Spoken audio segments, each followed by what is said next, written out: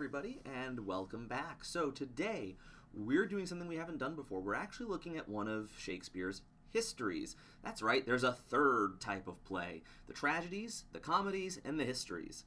So, the histories are a series of plays that are all based around the lives and major events of kings in England. And these are all based on true events. Now, I say based because, like a movie that says, this story was based on true events, Shakespeare obviously took liberties because one of the rules in Shakespeare's England was you couldn't perform plays about people who were living.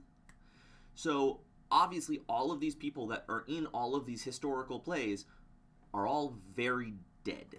And so Shakespeare could not have possibly been at any of these things. So he's making things up, he's taking artistic license, but since these are all dealing with royalty, and one of his major patrons, one of the people who was paying him a lot of his money, was the Queen of England, and later the king who succeeded that queen, so Queen Elizabeth and King James, since they were some of the people who funded him, he was very careful to make sure that all of his stuff was very positive about their distant ancestors. So today we are looking at a monologue from Henry IV, Part 1. Yes, Shakespeare wrote this show in 2 parts, and it's not even his most divided. Henry VI is actually in 3 parts.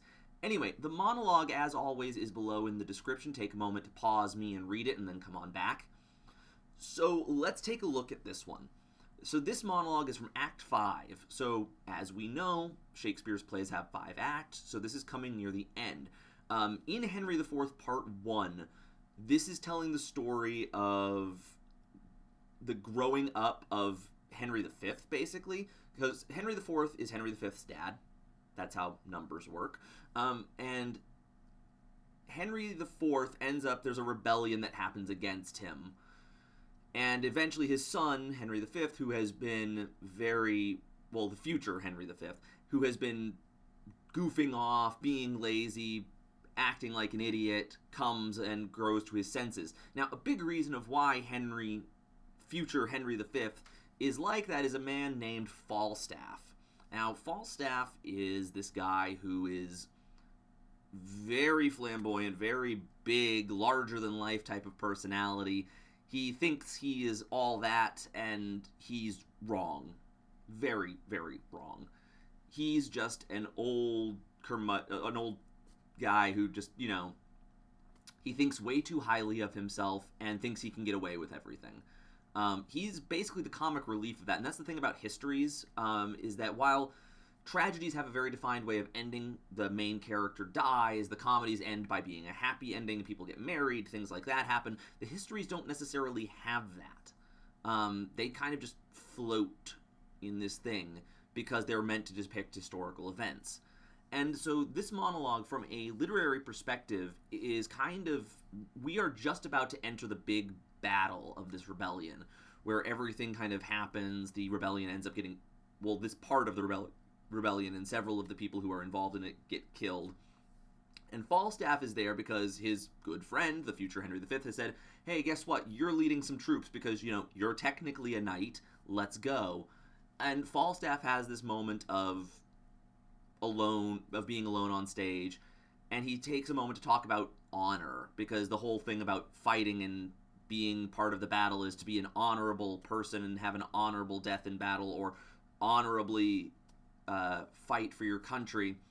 And he basically goes on about how honor is a crock. So we're learning A, about his character from the literary standpoint, and B, it sets up what he does later, where he pretends to die and basically fakes being dead to get out of fighting. So from the character standpoint, clearly this is a glimpse into his inner psyche. Now, Falstaff is alone on stage when he says this, and that is actually really important in Shakespeare. That's called a soliloquy, and a soliloquy is where an actor or character monologues alone on stage.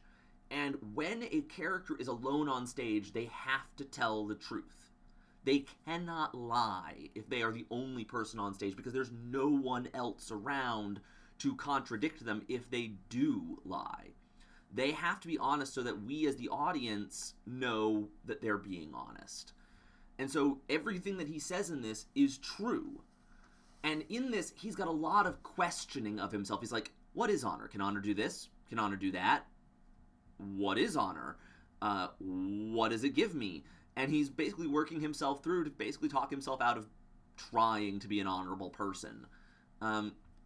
Last thing before I actually do the performance on this is if we take a look at this, there's a couple of words, especially towards the end, that you probably have not seen before. Scutcheon, catechism. So even I'm having to look those up. So as an actor, one of the things that you have to do is if you see a word that you don't know, you have to look it up. You have to know what you're saying, because if you don't know what you're saying, the audience can't know. So here's Falstaff on honor. "'Tis not due yet. I would be loath to pay him before his day. What need I be so forward with him that he calls not on me? Well, 'tis no matter, honor pricks me on. Yea, but how if honor prick me off when I come on? How then? Can honor set to a leg? No. Or an arm? No. Or take away the grief of a wound? No. Honor hath no skill in surgery, then? No. What is honor? A word. What is in that word, honor? What is that honor? Air, a trim reckoning. Who hath it? He that died a Wednesday. Doth he feel it? No. Doth he hear it? No. 'Tis insensible then, yea, to the dead. But will it not live with the living? No. Why? Detraction will not suffer it. Therefore, I'll none of it. Honor is a mere scutcheon, and so ends my catechism. And that is Falstaff on honor. We'll see you tomorrow.